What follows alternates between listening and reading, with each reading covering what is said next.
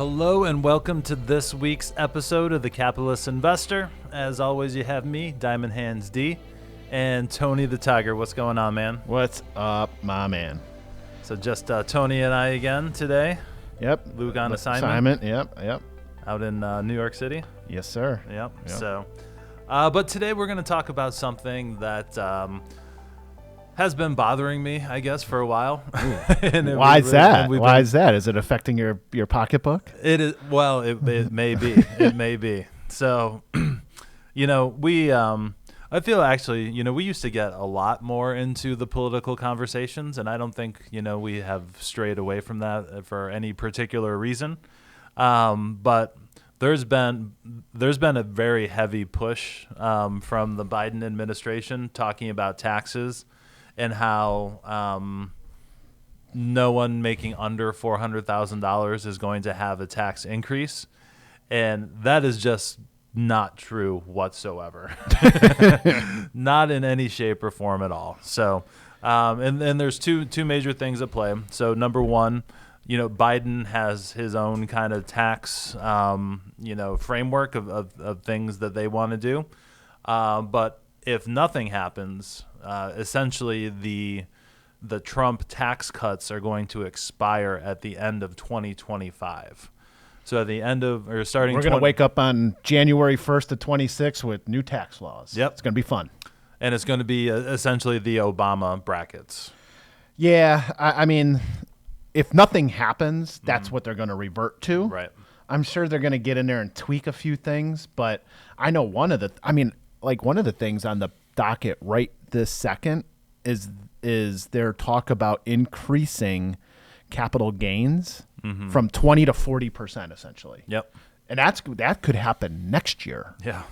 Right. And I know it's for, they're saying that it's going to be for people making over $1 million, things like that. But so here's the, in my opinion, here's the yin and the yang. I'm trying to look this up right now because I know, I had the numbers and then I lost it, but essentially tax revenue, what the IRS has pulled in over the between like 22 and 23 has gone down. Right. I had the number. It's gone. I'm sorry, and it's gone. And it's gone. But the biggest thing there is how can you have economic growth when your tax revenue goes down? That means less people are paying tax. That means less money is generated. That's my equation to it.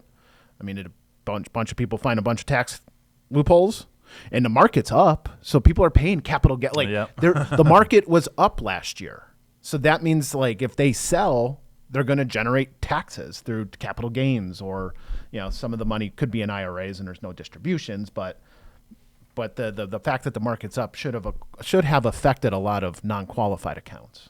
So, you would have thought. So, but with that being said, if nothing happens when Trump's tax laws sunset, which they probably will, either because if Biden wins, he's definitely getting rid of them. He publicly said that.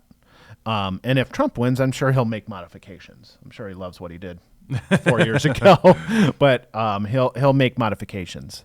And actually, it was 8 years ago. But if nothing happens, which is a possibility, we go back to Obama's tax laws, and essentially the way I calculate it, most people are going to be paying 20% more in tax. So if you paid $10,000 in taxes on the federal level last year, you're going to be paying $12,000. Yep. Because of the brackets are all going to move. The 10's going to go back to 12. The 12 goes, the 12 goes to 15. The 22 goes to the 25. Like they're all creeping back up. And when you take a look at the differential and change, it's between 15 and 20%. Yep.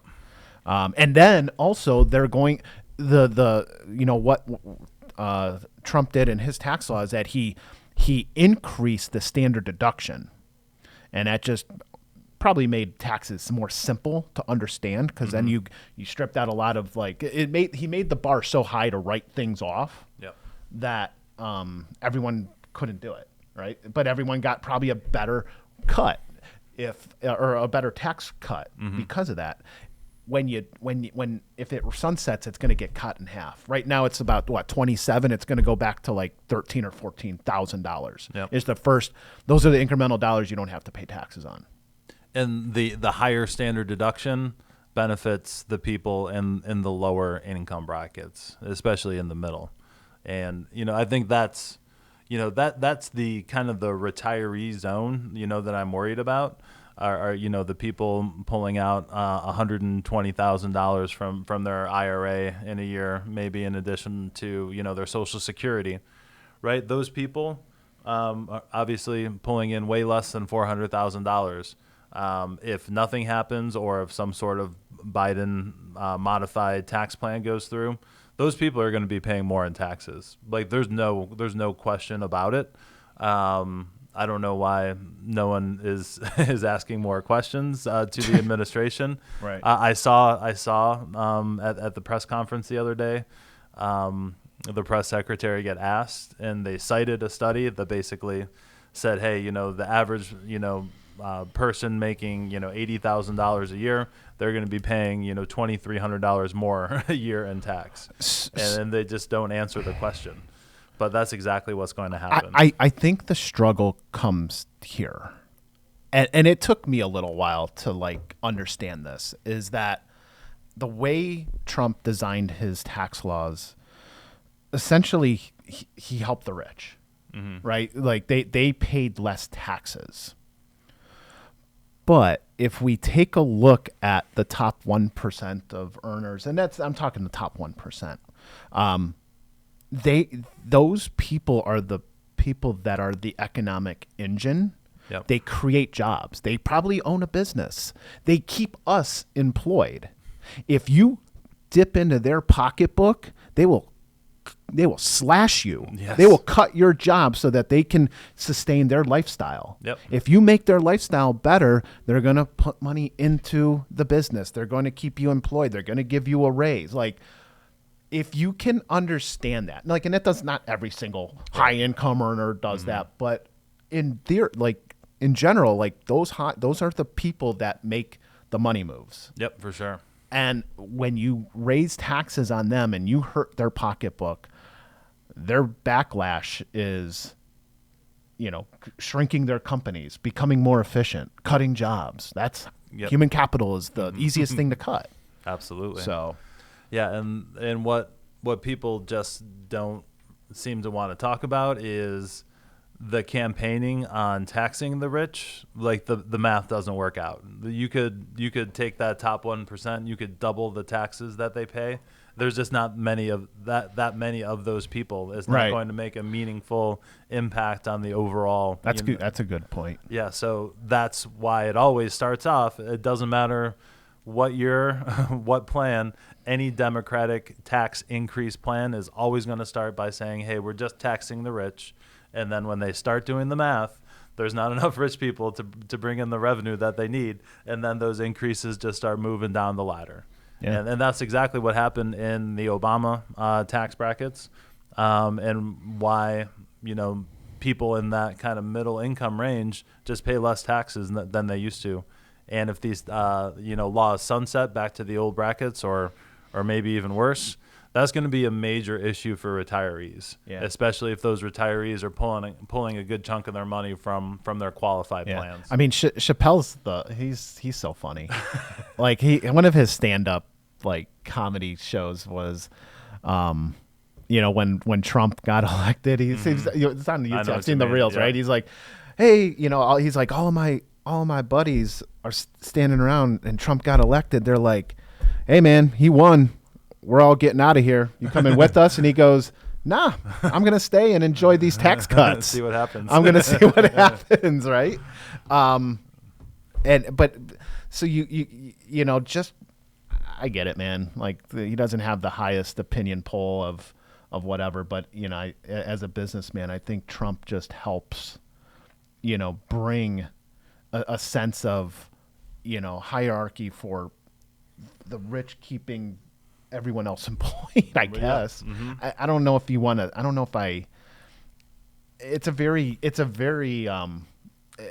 dynamic conversation. Yep, it's nuanced, right? Yeah. There's lots of intricate details that go into it, and it's also not a perfect system, right? There are some rich people that may pay less taxes that aren't, stimulating the economy with their business. Yeah, their effective tax could be lower than mine. Mm-hmm. They paid more in tax, but on the percentage basis, they Yep. did not. Mm-hmm. And again, there's always been tax loops and tax holes, and that's why we have tax attorneys and to help the people making lots and lots and lots of money shelter it. Yep. Because there's loopholes. Yep. Because I don't know how many attorneys really dove in there and created these tax laws. Yep. Right. But because it's all coming from the top, from politicians, like, hey, let's do this. Yep. Okay, let's do that. And it could blow up in your face. Yeah, that's an amazing point. It doesn't matter what happens. Successful people are always going to try to find those loopholes to pay the least amount of taxes possible. So if they create new laws, I'm sure they'll also create new loopholes. And what was it like when Trump rolled out his tax bill, like, or his tax law, like the amount of paper that was from like the Obama, like it was a 5-foot tower of paper. That. Yep.